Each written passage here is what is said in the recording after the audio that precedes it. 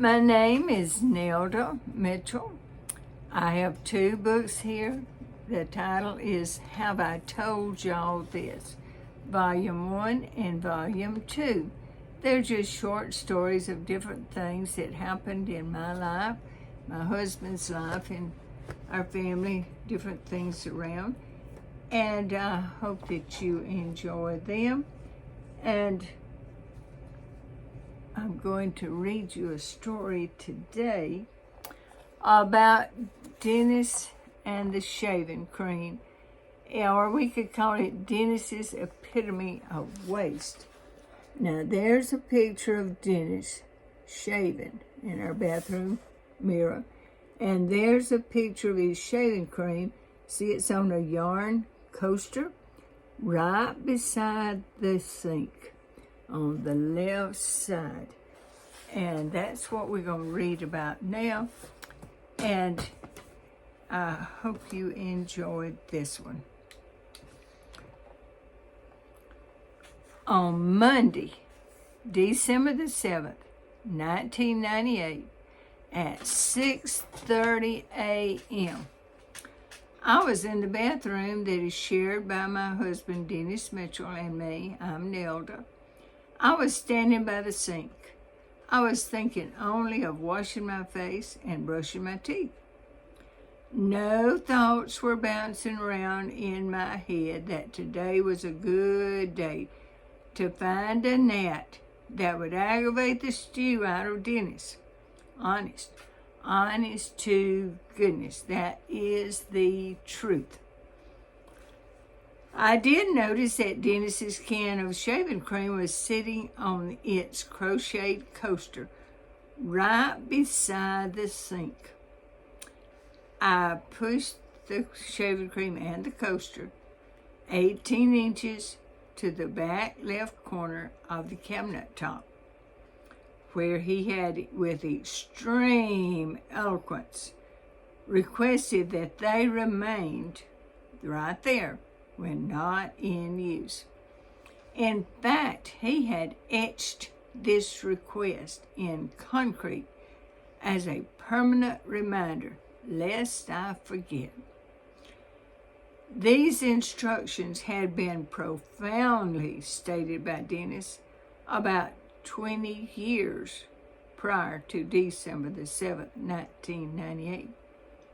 In fact, he had expounded in his very eloquent oratory the reason for his irrevocable orders that his can of shaving cream must always remain on top of the cabinet in the back left corner, because it was used every day and it made no sense to put it inside a drawer.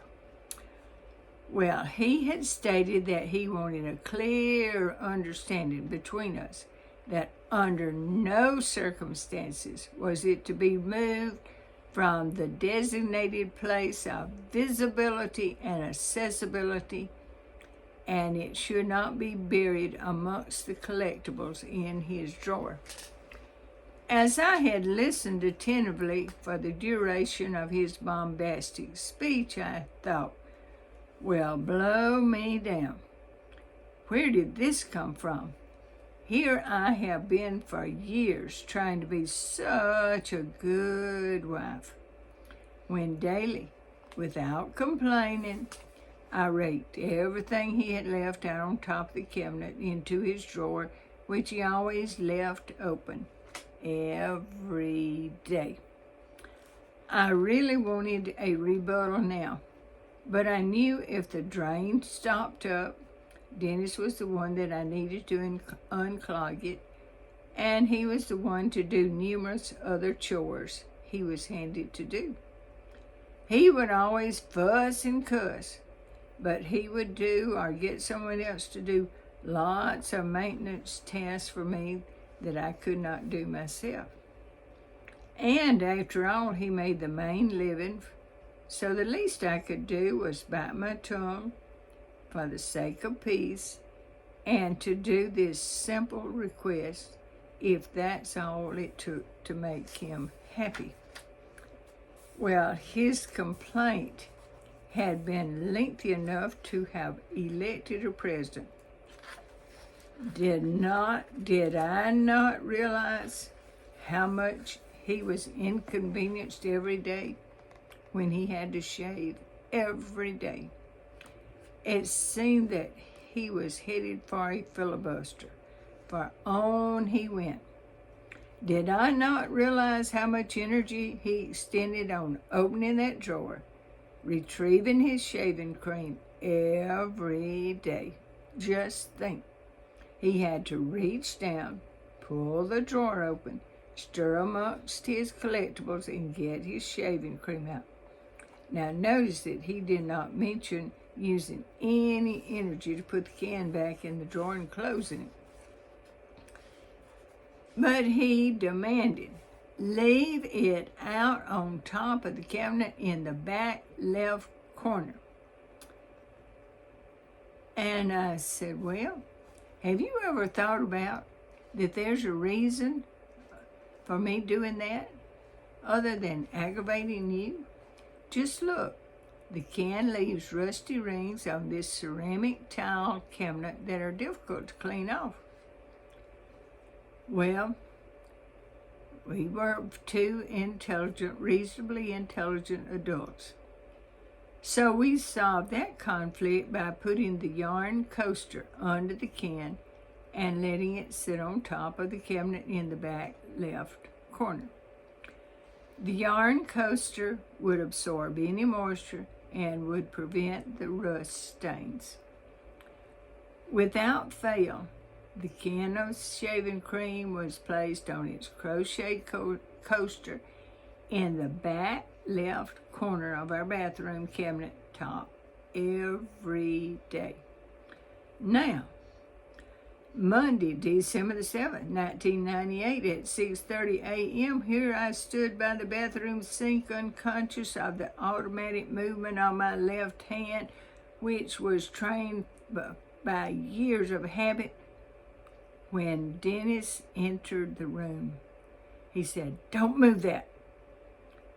That movement of my hand stirred a vocal reaction from him equal to the sight of a rattlesnake that would have bit me. He said, "Don't move that." I jumped back looking to see if there was a snake there that must be poised to strike me. Oh, surely there must be right there on the cabinet, because Dennis sternly said, "Don't move that." What? I asked, looking around to see if there really was a snake. He shouted, "Don't move my shaving cream can." I said, all I did was slide it from the side of the sink, of course, across the counter to its permanent location, 18 inches away in the left back corner, I explained. He snorted. Well, I changed my mind. You changed your mind? You? I said in disbelief. But you said you wrote it in concrete. He said, "Yes, I did. But I busted that concrete and I changed my mind. I want my shaving cream can to sit right beside the sink on the left side. Because last night I got to thinking about how much time, energy, and effort I am wasting on this one activity. If the can is in the corner where I thought was a good place for it, I have to reach 18 inches to get it and 18 inches to put it back. If you add up my arm movements, that is 18 inches to reach out to get it and to bring it to my use, 18 inches to put the can back, and 18 inches to come back to my face. And now, You add all that up, that is 72 inches. Now you do the math. That is 6 feet per day, 42 feet per week, and 2,184 feet per year, just to reach and get my shaving cream. Dennis continued with his speech on how he is bugged to death about waste. He expounded about how he only has a certain amount of energy and he does not want to waste any of it on unnecessary movements. Think about it, he said. Think about the energy I have to waste just reaching for a can of shaving cream. Do you realize that 2,184 feet is almost a half mile?